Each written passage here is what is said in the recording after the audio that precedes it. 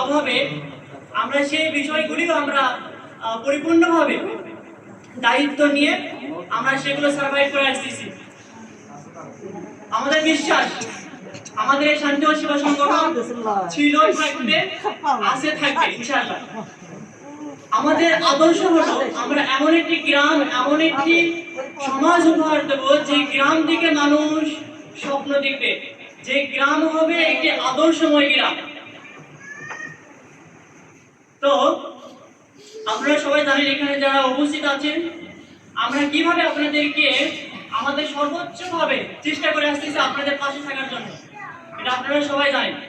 কিন্তু তারপরে আমরা বিভিন্ন কাজে বিঘ্নিত হই, যাদেরকে চিঠি দেওয়া হয় নাই অনেক সময় তারাও আসে। আসলে এটা হচ্ছে আপনাদের জন্যই, আমাদের জন্যই। কিন্তু সেখানে যদি চিঠি ছাড়া কেউ আসে আমরা অনেক সময় বিঘ্নিত হই। দয়া করে এই কাজটা কেউ করবেন না। আমরা এখানে সবাই ছাত্র, আমাদের জন্য সবাই দোয়া করবে, এই আশাবাদ ব্যক্ত রেখে আমি আমার কথা এখানেই সমাপ্ত করছি। আসসালামু আলাইকুম।